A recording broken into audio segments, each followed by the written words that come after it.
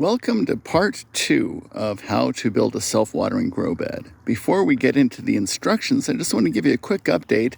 I guess it's a 16-day update. I planted these the Sunday that I finished building it, and today is the Tuesday after next from there. So yeah, 16-day update. Things are looking quite good. Everything I've planted has come up. Now I've put compost. I'm using compost as a mulch to mulch every square inch that doesn't have something growing in it. And there's a few of the plants that you really probably can't see in this video, but you'll have to take my word for it. I've got sprouts everywhere. I put seeds on what for you is the bottom row. There's turnips all the way across. Next up, we've got radishes, breakfast radishes, and watermelon radishes. And then I've got some beets here, 2 rows of beets and a couple of bean plants, which are going to get huge. And then back here I've got some green romaine and some red romaine. And the red takes a lot longer to sprout, but I do have little tiny micro sprouts. So far, it's functioning perfectly, just as they all seem to. So let's get on with it. Now, where we left off last week is that I had just explained that we don't need to cut a hole in the weed barrier for the overflow tube.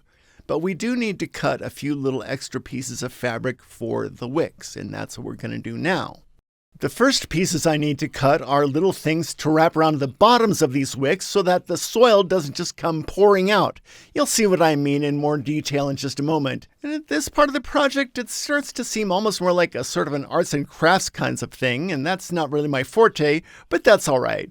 All right, I want there to be about 1 inch of excess here, roughly, on either side, and about 1 inch here. And I'm going to cut some pieces that I can wrap around the ends of these tubes. About like that. And to affix this, I'm going to use zip ties. I've got a couple of them attached together so that they're long enough.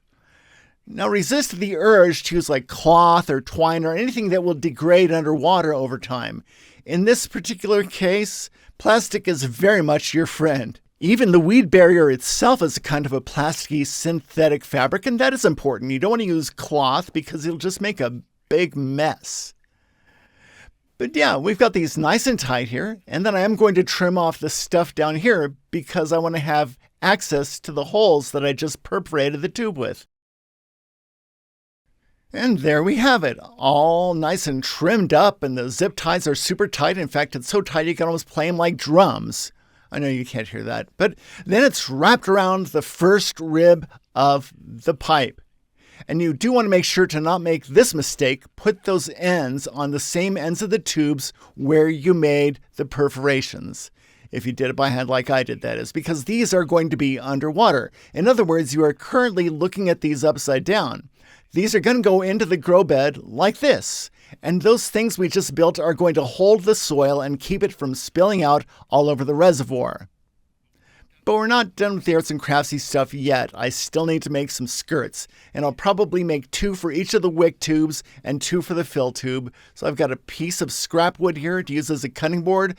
I've got my tube sitting upside down on it for sizing, and I'm going to use a razor knife so that I can cut a hole that's as close to exactly the right size as possible. You'll see why in a moment. All right, got all my skirts cut up, 2 for each wick tube and 2 for the fill tube. I'm hoping that you can see that there's 2 here. Yeah, I hope so. All right, so now we're ready to go ahead and cut the holes in this cloth. And I'm just going to kind of feel around here for the holes that I made in the chicken wire. And we want these holes to be also pretty close to as exact as we can. I mean, this one doesn't have to be as exact, but the more exact, the better. Once again, what we're getting at here is that the less opportunity for the soil to fall down into the reservoir, the better. All right, so now you can see I've got my hole cut. I'm going to take my wick tube and I'm going to put it covered, perforated side down and just kind of ram it in there because I want this to be pretty tight. Now I'm going to lay my skirts over the tubes. I'm going to push it down, but not quite all the way. And I'm going to offset these by about 45 degrees apart from each other to make a kind of a star shape, if that makes sense. So now I've moved around to the other side because my shadow was getting in the shot. But now you can see better what I mean about these skirts being offset by about 45 degrees, making a star shape between the two of them. And the idea here again is that we're just trying to minimize the amount of soil that leaks down into the reservoir. I feel like this is really imperfect, so if anybody has a better idea of how to do this, please post it in the comments section. Everything in here is just, what I made up. So I'm definitely not going to presume to have the best ideas. It's been working for me for about 7 years, and that's all I can tell you. And now I've got my skirts laid out for the other wood tube as well as the drain tube. Notice that the drain tube is far too long right now. I'm going to trim that down, but I'm going to wait until I've got the soil in there because, for one, it'll give me a better idea of where I want it to cut, and for two, it'll hold the thing in place for me a little bit. Now let's take a quick look at where the other ones are. See, I like them a little bit higher than the frame level, and certainly higher than the soil level. So there you go. And now our masterpiece is pretty much done. It just needs to have the soil put into it and the fill tube trimmed down, but don't do that yet. Don't do that yet. Put it into its permanent home first. If you put the soil in and then try to move it, you're going to hate your life. So move it into its permanent home first and then put the soil in it. I'm thinking I'm going to put it in this little space here just to the west of this other grow bed. That's just about right. It'll get plenty of sun. I talked to the neighbor and the neighbor is fine with me putting it in there. So I won't be robbing too much of their sunlight. So let's get to mixing up the soil. If you want to, you can use store-bought gardening soil, and that's fine. It's expensive, though. Don't use potting mix in this thing, because most potting mix is usually like all organic bits, and they will break down over time, and then you'll have a cakey mess. You need some soil for the long term that has some things that are inorganic and will not break down. So in my mix, I've got a number of things that fit that bill. I've got some sand, some perlite, some vermiculite, and I'm going to experiment with this cocoa core. I've heard good and bad things about it. The reviews, they're mixed. I usually in the past have used peat moss, but peat moss takes literally thousands of years to grow. So even though it's technically renewable, as far as our lifetimes are concerned and the lifetimes of our great-great-great-great-great-grandchildren, it's non-renewable. So I'm going to go with this cocoa core, but the jury is still out on cocoa core because often the places where it's grown and harvested, they're cutting down rainforests to make room for the coconut groves. So I learned that after I bought this, but at this point I already own it, so I'm going to use it. I'm going to make basically a half batch with the cocoa core, the sand, the vermiculite, the perlite, and the compost. I think I have some leftover potting soil over here, so I'll probably use that for the soil wicks because I know it works. This new recipe, I just don't know how effective it is at, the capillary action, drawing up the water into the grow beds, so it'll be a combination. All right, now that I've got a feel for just about how thirsty this stuff is, they say up to 10 times its mass or weight in water. I've got it just sort of soaking here. That really makes a big difference. When it's soaked, it comes right off. So I'm going to let that sit for a few minutes. Go have a cup of coffee, and if you can't tell, I drink a lot of coffee. And then I'll come back and finish chopping my cocoa core. And that has kind of a nice alliteration, doesn't it? Chopping my cocoa core, chopping my cocoa core. Oh, never mind. I blame the coffee. All right, so that worked out pretty well. I went inside and I had that cup of coffee while this thing soaked. I came out and it's just about right. I'm going to use about half of it for now because I'm going to do this in 2 batches. So I'll take the cocoa core that just came off. I'll mix that up in there and get it nice and broken up, and hopefully it'll just absorb and drink all this extra water. And then I'm going to save this half for the second batch. About an hour later, and there's my finished cocoa core.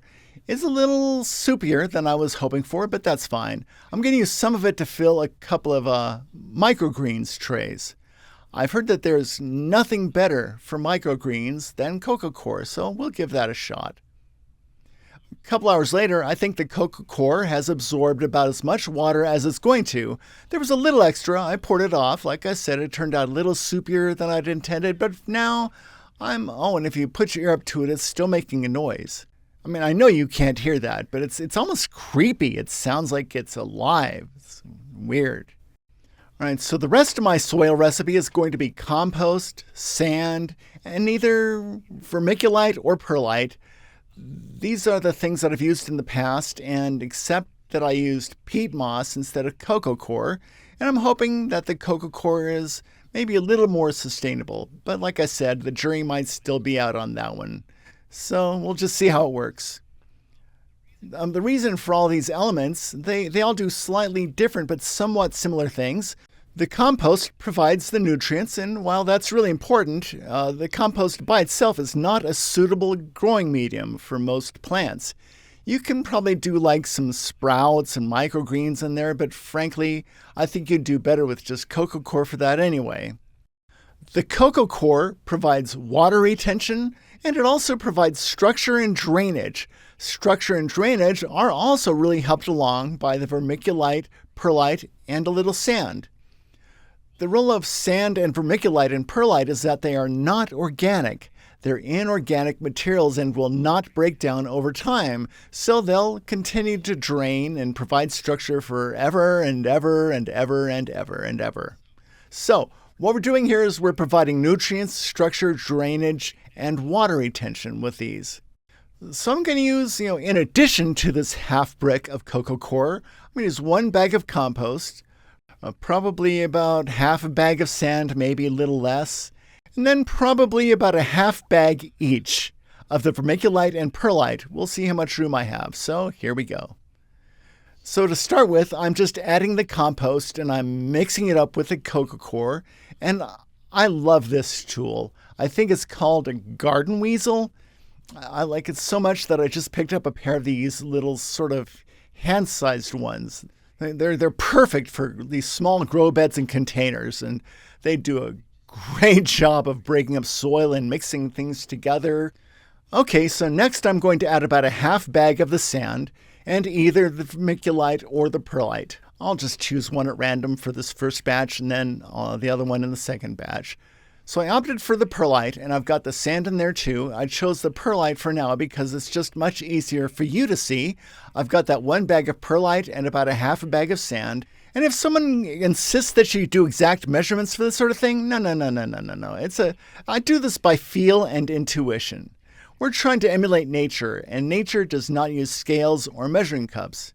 Now I've given it a good start with the pitchfork and the garden weasel, and that's fine, but I'm going to finish the rest with my hands because I tell you, if you haven't stuck your hands all the way up to your elbows in garden soil before, try it. You're in for a treat. In fact, there's even scientific data that suggests that it lowers your blood pressure. It's a wonderful sensation. It's good for you, and your skin will actually take up healthy microbiota. So you can enhance your microbiome, lower your blood pressure, and just play like a toddler by using your hands to finish this up. I highly recommend it. All right, it's all mixed up, and yes, I used my hands and I feel great about it. But that reminds me, here's a gardening tool that nobody ever really tells you about. Get a nail brush because, you're going to get soil under your fingernails, and it's a little annoying, so get a nail brush so you can scrub it up. Actually, these are pretty clean considering they were just up to my elbows in soil, but this is worth its weight in bristles. Get one. As you can see, the grow bed has been moved to its proper permanent location, and I put that batch of homemade soil in there, and I'm clearly going to need another batch. Maybe a little more. We'll see. But for now, the soil is kind of holding some things in place, and I can see that I'm going to want these wicks to be a little shorter. I'm going to cut them down 2 3/4 inches from where they are, and this guy's going to need to get cut, but I'm going to wait on that until I've got all the soil in place because I want to cut him exactly above the soil line. So the more soil, the more stable, and that'll be when I make that cut. But before I add any more soil, I am going to go ahead and take down the 2 wick tubes. And now I've cut those down to size. I added a little bit of extra soil that I just happen to have lying around. And I've cut those wick tubes to be flush with the soil that's in there, which is just about perfect. At this stage, I can still kind of tidy up some things. I can get rid of any of these bulges because each one, as I said, is an opportunity for soil to get down into the reservoir. I'm also going to go ahead and fill this thing up.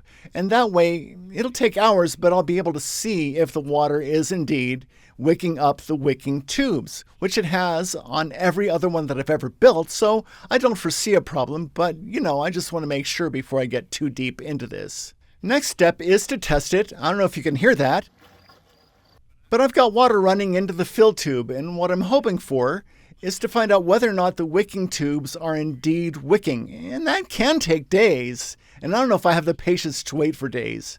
But I am going to at least fill the reservoir and then come back out tomorrow morning and see if in fact water is wicking up into the soil, which would be great. And I'm also going to make the other batch of soil for my growing medium. Right, so I've got a few inches of water in there, and how can I tell? Well, I put a stick down the tube, and then I can see it, like a dipstick. I can see how high the water level is. I've got 4 or 5 inches, and that's just about right. If I go all the way to the soil line, then the water is just going to wick up the grow bed itself, and that's not what I'm testing for.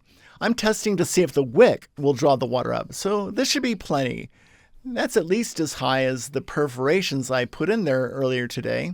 So I'll come back out tomorrow and see if there is moisture coming up through the wicks.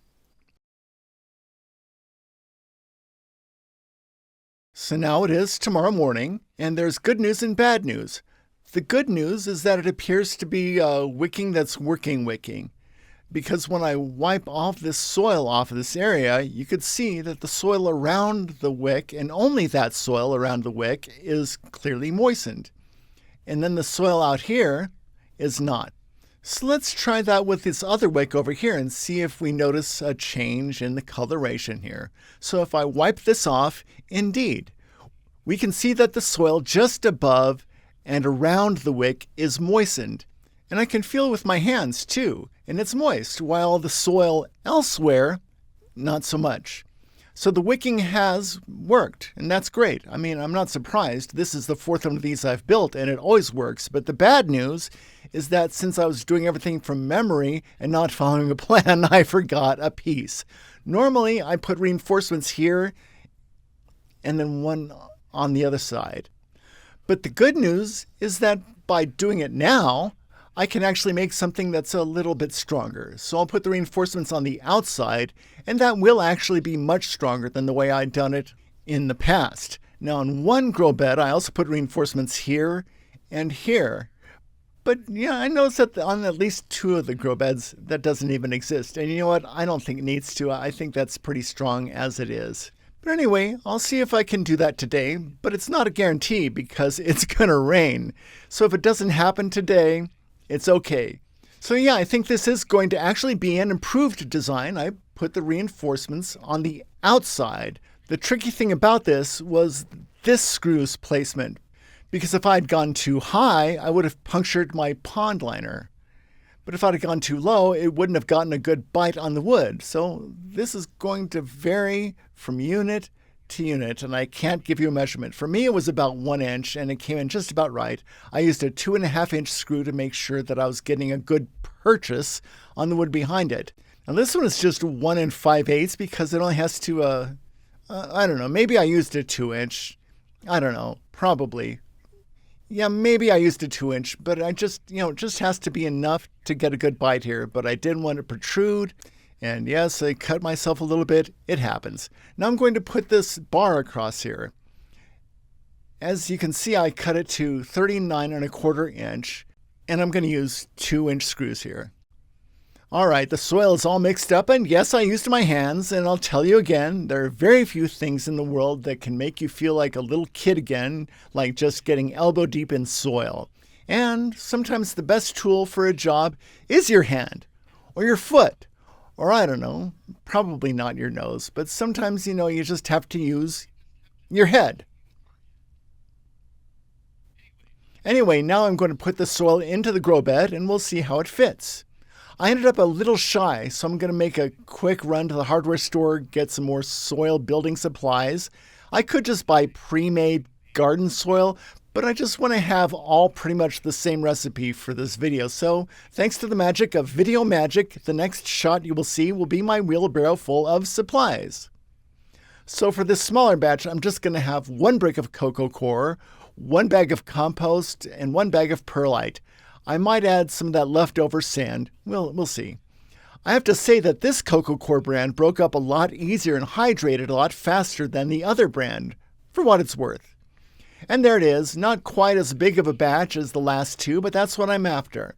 So my next small batch of soil is mixed together, courtesy of my inner 4-year-old, and I had a great time doing it. This one is compost, cocoa coir, vermiculite, and some of that leftover sand. If it's not enough to get this up to a level where I want it, then I'll either mix another batch or just add some straight up compost. I do like top dressing my beds with some compost anyway. There are a lot of benefits to that. But let's go ahead and pop this in and see where we land, because I am so ready to be done with this project. And yeah, I like it. I'm now declaring this grow bed finished. I'm just going to let it sit there and settle. It's going to get kind of rained on, and the rain is just now starting, so I'm ready to go in and have another cup of coffee. But it's supposed to rain like crazy for the next week or so, which is really unusual here in Colorado. So I'm happy to see that rain, and maybe it'll make me take a little break, which is probably good for me. But this grow bed is now complete, and after it settles for a couple days, it'll be ready to plant. Thanks so much for watching. I hope to see you next time. Ciao.